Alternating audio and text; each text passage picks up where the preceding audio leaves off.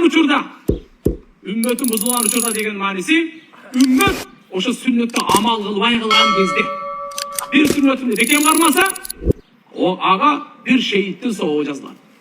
Bir rivayatta 100 şehittin soğuğu жазылат. Kança? 100 şehittin soğuğu жазылат. Buna ketuganda bir sünnetті tiriltүү, bir sünnetті karmanuu, ağa 100 şehittin soğuğu жазылат. Tamak жегендин sünneti 10 kol menen жейди. Урматтуу аксакалдар, урматтуу мына достор, жаштар деле, энелер деле. Көбүнчө сол кол менен жей берет экенбиз биз. Кичинекей эле, мындай эле элементарный gün сайын 5-6 жолу жегенге, 5-6 маал жегенге, жейбиз, ичебиз, 10 кол менен жейди. Пайгамбарыбыздын сүннөтү бул. Сол кол менен тыюу салган. 10 kol менен жегиле деген. Бисмиллахны айтып жегиле деген. Алдыңардан жегиле деген. Жеп бүткөндөн кийин алхамдулилlah дегиле деген. Оозуңарды чайкагыла деген. Пайгамбардын сүннөтү, bir сүннөтүн терилсек, 100 шейиттин соогун алабыз. Эгер чыныгы пайгамбарыбызды жакшы көрсөңүз, анда сүннөтүн жакшы көргөнүз сиздин далилиңиз. Siz dalildеңиz пайгамбарыбызды жакшы көрөм дегениңиз. Siz жөнө тил менен ооз менен мен жакшы көрөм деген менен иш бүтпөйт.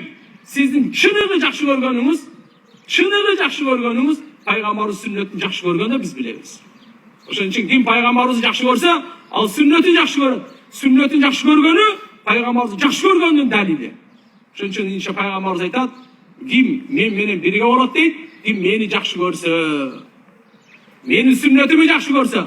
А пайгамбарыбыздын сүннөтү өтө көп. Бирок сүннөттөрдүн бадышасы, королу жүрөктү таза кармоо. Жүрөктү таза кармаган бул пайгамбарыбыздын сүннөтү экен. Пайгамбарыбыз айтып атат, "Залика мин суннати." Бул жүрөктү таза кармаган, ey Анас, менин сүннөтүмдөн. Ким ушу сүннөтүмдү амал кылса, мындай дегени, "Ваман ахабба суннати" дегени мааниси, "Ваман амила биха." Ким ошол сүннөткө амал кылса деген сөз. Ошо жүрөгүн тазалаганга мээнет кылса, жүрөгүн тазалаганга мээнет эмгек кылса, жүрөгүнө кир алып келбейт. Жаман ой келди, сырас тазалайт. Текеберликти кетирет, көрө албастыкты кетирет, арам ойду кетирет, көрө албастыкты кетирет, бирөөгө жамандык каалаганды, кек сактаганды жүрөгү менен, напсиси менен бул мээнет кылып күрөшүп, жүрөгүн таза кармайт. Ошол адам мына пайгамбарыбызды чыныгы сүйгөн адам. Пайгамбарыбызды сүйгөн адам, пайгамбарыбыз менен бирге бейиште боло турган адам.